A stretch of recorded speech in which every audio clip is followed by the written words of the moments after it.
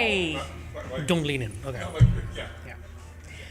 Hi, this is Amisha Gandhi with Signal 8, and this is Under the Influence. We're here at DigimarCon 2025 in San Francisco, and I'm joined by Sarfraz Nawaz, and he's with Mighty Capital, and he's working with a lot of startups and innovative companies. And what we're trying to see, at the conference, we've heard a lot about AI, ABM, digital marketing.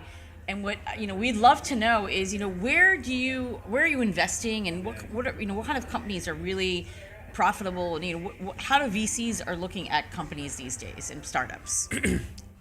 Well, first of all, thank you, Misha, for having me. I'm a product builder and operator by background, having spent time both at the likes of Microsoft and Apple, and then growth stage companies myself, especially in the MarTech stack.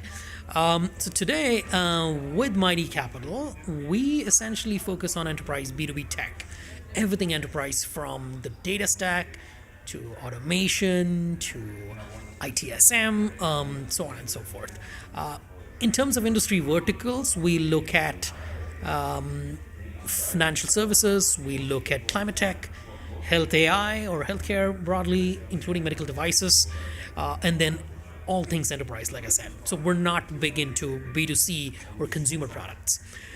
We focus on companies that are in the seed to Series A stage, which essentially goes to say you've established your product market fit in the market, you're now growing towards a solid ARR in terms of your subscription revenue.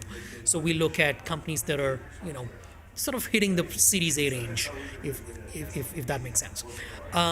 It is a milestone which is not always easy for startups to make it. And once you typically make it, you sort of hit, at least our expectation is you hit that escape velocity, if you will, right? So, and in addition to sort of investing, and also we're happy to lead as a B2B investor in your specific round, we also bring a community of product leaders.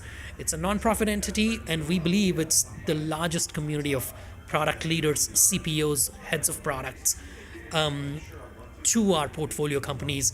And this could be for your GTM efforts, partnerships, so on and so forth. So that's a little about Mighty and what I do there. No, that's really interesting. And you're talking about product, right? And product, I think like there's a resurgence.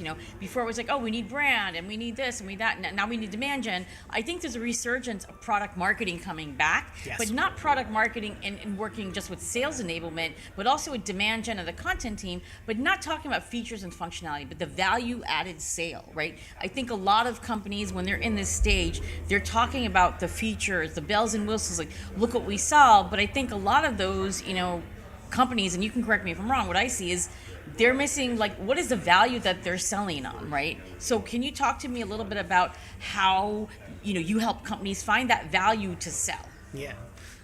Well, I mean, that's nicely put, Amisha, but I'll also add an additional ingredient there. And that's because where we are today, right? So the additional ingredient is research, right? So you look at all of these AI-infused products. What's critical is you really figure out what is useful to a customer or your user, in addition to everything that you said, right? From from their traction perspective, from the user experience perspective. So I look at it as the intersection of product, user experience, and research. That's awesome. Where the labs, essentially, the likes of DeepMind and OpenAI and Anthropic, have really made frontier level innovation, right? They're really moving fast and looking to disrupt those critical metrics, let's say, in terms of benchmarking. But then I think when you're building an AI with a product lens, it's important to narrow down and basically say, okay, here are top use cases that a customer cares about, let's say in the MarTech stack, right? And then how do you build to fulfill those use cases, and then really innovate in that space, bringing in the user experience perspective into the mix. And again, when we talk about user experience, it's not limited to websites and mobile applications today. It's speech, it's multimodality, right? So all of these dimensions have come in.